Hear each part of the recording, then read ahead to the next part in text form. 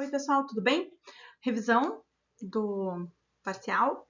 Não tem todo 100% dos conteúdos, mas o que eu acho mais essencial. E revisem todos os exercícios selecionados, todas as listas que vocês devem sair bem, tá? Nosso trabalho aqui, a nossa parte de trabalho é óptica geométrica. É importante lembrar que a trajetória do feixe de luz ele é sempre retilíneo independente. Essa independência eu quero dizer que, por exemplo, a gente tem um exemplo de dois holofotes. Quando estão aqueles holofotes de frente de festa, ou quando tu quer sinalizar alguma coisa, ou o holofote do Batman, sabe, que faz o sinal do Batman no céu, enfim, dois lasers, dois feixes de luz.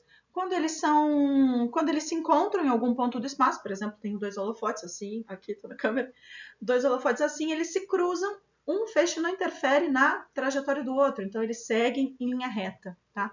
Isso é uma das consequências da independência dos feixes. A outra consequência da propagação retilínea é o exercício, é o câmara escura.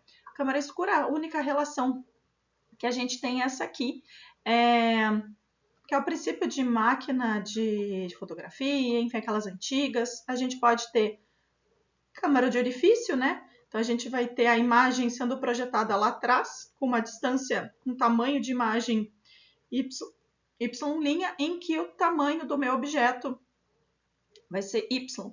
E por conta dessa propagação retilínea, a luz que sai aqui de cima, levando a informação lá da ponta do meu objeto, vai ser projetada aqui embaixo, e a informação daqui de baixo vai ser projetada aqui em cima. Então a gente pode ter também distância da pessoa até a câmera, né? E depois a distância dentro da câmera, né? Sempre a questão da linha quer dizer com a imagem. Aqui seria a distância da imagem e aqui seria tamanho da imagem. Já vão se familiarizando com essa nomenclatura, que a imagem é sempre linha, porque isso vai ser útil para os espelhos, tá? Para os espelhos curvos, para os outros tipos de espelho. Esse menos é porque a imagem é invertida, sempre que a imagem for numa orientação diferente daquele do objeto. Então a gente chama que é a imagem invertida. E porque essa imagem é projetada, ela é uma imagem real. Imagens projetadas são sempre imagens reais, que é quando a gente consegue pegar, ou seja, tá no anteparo. Se eu colocar minha mão, ela vai ser projetada em cima da minha mão. É uma coisa real que a gente pode pegar. Agora, ao contrário, em uma imagem virtual é aquela que se forma dentro do espelho. Por exemplo, num espelho plano. Espelho plano, a característica da imagem é que ela é igual, ou seja, de mesmo tamanho.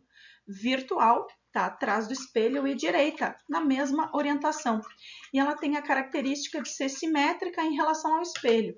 Então, por exemplo, as nossas mãos são simétricas. Se a gente tivesse um espelho aqui no minguinho, seria simétrico. Então, o dedão... Aliás, a imagem que vocês estão vendo é simétrico, porque eu estou andando para cá, que é para a direita, e para cá, que é a esquerda. E aí vocês estão enxergando simétrico, tá? Minha franja é sempre, para o lado de cá, para o lado esquerdo, que para o lado direito não tem nada, e aí vocês enxergam o contrário, tá? Acho, tenho certeza. Deixa eu ver. Esquerdo tá para o direito, é isso mesmo. Vocês enxergam o contrário, tá? Câmeras são... A gente enxerga a imagem invertida também.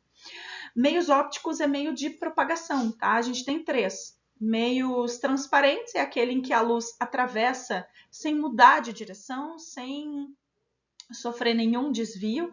Então é como se a gente estivesse olhando através de um vidro de janela, né? Em que a gente não tenha nada ali impedindo a luz, que a gente enxerga exatamente tudo lá do lado de fora. Ou num copo de água pura, né? Quando não tem nada dentro da água também a gente consegue enxergar através desse copo. Um meio translúcido é quando a água passa e ela sofre algum desvio. Se vocês lembram da dinâmica que a gente fez com os rapazes que quase me atentaram contra a minha vida, né? Então eu era o feixe de luz, e aí quando eu incidia no material, ele, por conta da estrutura atômica do material, a luz é desviada. Então a luz entra numa direção e sai noutra. A consequência disso é que a imagem não é tão nítida, que nem aqueles aquelas imagens que a gente enxerga no banheiro, né? No banheiro de shopping, que tem aquele filme, né? Que tu consegue enxergar que tem uma pessoa lá atrás, dentro da parte ali do banheiro, mas não sabe, não consegue ver detalhes da pessoa, né? Mas consegue ver que tem alguém ali. O ideal era que fosse um meio opaco, né? Meios opacos é aquela em que a luz pode sofrer duas coisas: absorção, quando a luz é absorvida, e reflexão, quando a luz é refletida, tipo num espelho, né? Que a gente não olha através da parede ou da imagem. Então pode ser um pedaço de madeira que a gente não consegue olhar através, e etc. Tá? Leis da reflexão, a gente tem duas. O ângulo de incidência é igual ao ângulo de reflexão. Lembra que esse ângulo é em relação à normal. Eu vou falar mais isso quando a gente for falar dos exercícios, tá? E eles estão sempre no mesmo plano, né? Não há desvios quanto ao plano também. É isso, basicamente é isso. Dê uma olhada nos capítulos referentes. Se eu não me engano, a Betina deve ter colocado na página ali do Unimestre dela o nosso quadro avaliativo, né, com todos os capítulos e sessões. Eu coloquei também eu selecionei alguns exercícios para vocês fazerem. Acho que o gabarito, não tenho certeza que o gabarito do livro já está liberado para vocês, então qualquer dúvida, reclamem, enfim, me procurem, tá? Vou começar os exercícios? Então vamos lá, vamos fazer esse exercício aqui. Assim, a pinhole, do inglês buraco de agulha, é uma câmera fotográfica que não dispõe de lentes. Consegue-se uma imagem em um anteparo quando a luz, proveniente de um objeto, atravessa um pequeno orifício. De acordo com os conhecimentos de ótica geométrica e os dados contidos no esquema a seguir, determine a distância D do orifício da câmera até a árvore. Então tá, a gente tem aqui o tamanho da imagem, ou o tamanho do objeto, que é 20. Bom, lembrando da relação, né? Y' sobre Y vai ser igual a menos P' sobre P. Lembrando que Y' é tamanho da imagem, Y é o tamanho do objeto.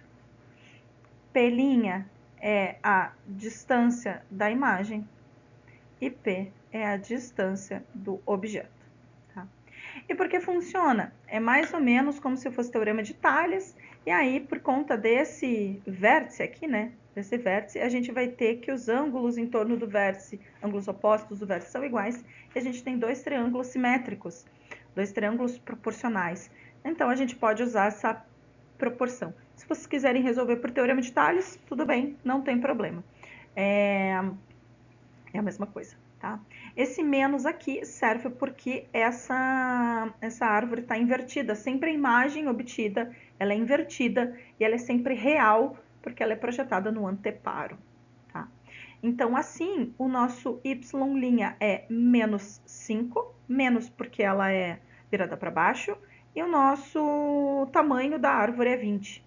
Aí aqui ó, as unidades são importantes. Ó. Aqui a gente tem imagem em centímetro e o tamanho do objeto em metros. Funciona porque a nossa razão lá do outro lado também vai ser centímetros e metros, tá? Se a gente tivesse qualquer uma numa unidade diferente em que a razão de cada lado não desse as mesmas combinações de unidades, aí ia ser meio um pouco ruim, tá? Aí tem que transformar tudo para uma mesma unidade, de forma que não tenha problemas, né? Porque isso aqui tem que ser uma relação adimensional, puramente de proporcionalidade, tá? O P', então, vai ser 10 centímetros e o P vai ser a nossa distância D, que vai dar em metros, tá? Fazendo a relação aqui, substituindo os valores, a gente vai ficar com menos 5 sobre 20, tem que ser igual a menos 10, o menos da fórmula, né? Sobre D. Menos com menos vai virar mais, vou multiplicar cruzado. Então, a gente vai ter 5D igual a 200. Então, D igual a 200 dividido por 5, que isso aqui vai dar 40 metros dali, tá? Distância de 40 metros, tá? Ou a gente pode ver que são proporcionais. Aqui é a metade daqui. Então, esse 10 é o dobro de 5. Então, o D tem que ser o dobro de 20. Também funciona, tá? Próximo. Diz assim, ó. Um raio de luz incidente em uma superfície plana e polida, conforme mostra a figura abaixo. Determine ângulo de incidência, ângulo de reflexão e o ângulo entre o raio incidente e o raio refletido. Então, a primeira coisa, a gente tem que identificar que aqui é o ângulo de incidência e que o ângulo e que nesse ponto de incidência no espelho, uma superfície, né, plana e polida, ou seja, um espelho, né, esse raio incidente vai sofrer reflexão. Aí, a partir de uma normal, a gente percebe o ângulo de incidência, que não é esse 60, é o complementar. É o complementar, que é o 30. Fui lembrar de suplementar e complementar. É complementar que é 90. É o ângulo complementar. Por quê? Porque é sempre em relação a normal, tá? É sempre em relação a normal. E aí a gente tem que o ângulo de incidência é o mesmo ângulo de reflexão. Esse é o raio refletido e esse aqui é o raio de reflexão, que é 30 graus também, tá? Sempre assim, o ângulo de incidência é igual ao ângulo de reflexão e aqui tem que ser 30 graus. E o ângulo formado entre o raio incidente e o raio incidente e o raio refletido vai ser o dobro, ó, vai ter 60 graus, tá?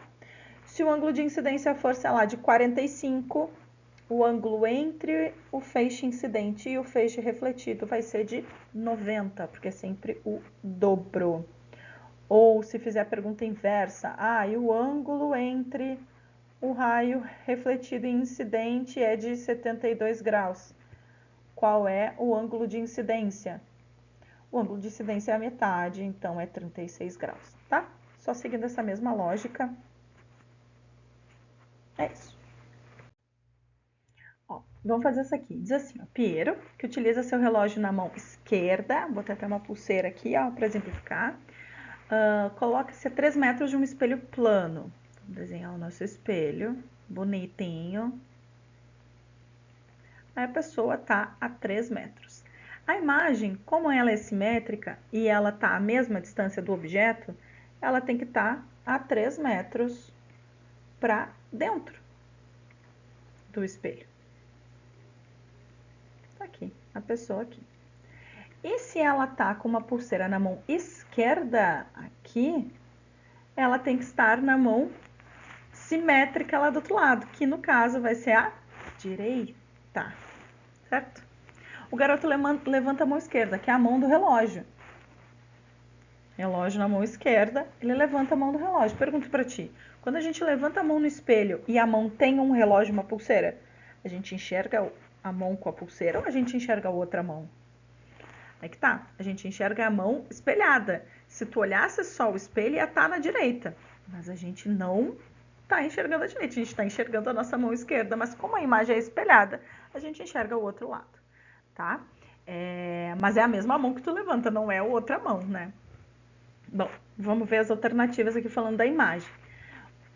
Piero vê sua imagem a 6 metros de si. Vê, né? Porque ele tá aqui e a imagem dele tá aqui a 6 metros. Lembrando que aqui é o objeto e aqui é a imagem. Então, essa aqui tá correta. A imagem é invertida.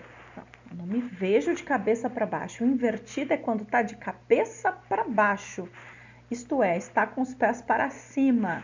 Não é a mesma coisa que simétrico em relação ao eixo do espelho. É diferente, tá? Quando está invertida é que eu estaria de ponta cabeça, que isso não acontece, não é mesmo?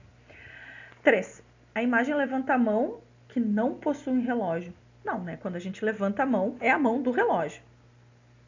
Se está com o relógio na mão, é ela que vai aparecer. Então, essas duas estão erradas. A quarta diz, a imagem tem a mesma altura do garoto. Tem.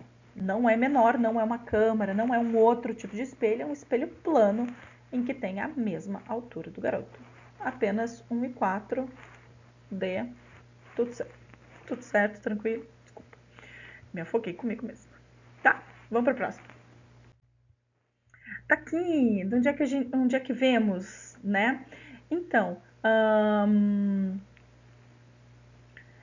diz assim, ó, um espelho plano em posição inclinada forma um ângulo de 45 com o chão. Uma pessoa observa-se no espelho conforme a figura. Tá. Tem uma pessoa se olhando, só que o espelho tá meio inclinado, assim, não tá exatamente reto pra gente. Ela tá meio inclinado assim. Bom, a flecha que melhor representa a direção para a qual ele deve dirigir seu olhar a fim de olhar os sapatos, ou seja, olhar para o pezinho, a gente pode ver isso de várias formas. A primeira delas é olhando o ângulo de reflexão, né? Porque o ângulo de reflexão vai, como os feixes são reversíveis, né? Então, o mesmo feixe de luz que ele vai olhar, vai voltar e vai vir pro olho dele com a imagem. Ai, meu cachorro quer passear, já me assustei aqui. Já vou te levar, rapaz. Tá bom. Só estamos terminando, faltam 2 exercícios, tá bom, Rocco? É o Rocco lá batendo a porta. Que susto. Tá? Então, o ângulo de reflexão, o ângulo de incidência é o mesmo ângulo de reflexão, e aí a gente vai poder ver isso. Olhando bem para o espelho. Vamos fazer um para cada um. Vou começar com esse E aqui. Fazendo um ângulo de 90. É bom vocês usarem régua, tá?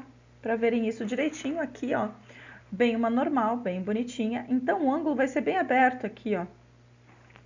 Eu iria, então, enxergar, sei lá, não viria para o meu pé, né? Não viria para o meu pé não tá aqui. Se eu fizer a mesma coisa com o D, ó, a gente percebe que com o D é um pouquinho menor aqui, mais ou menos, né? Melhorou um pouquinho, aproximou, acho que a gente pode ter uma ideia do que vai vir agora.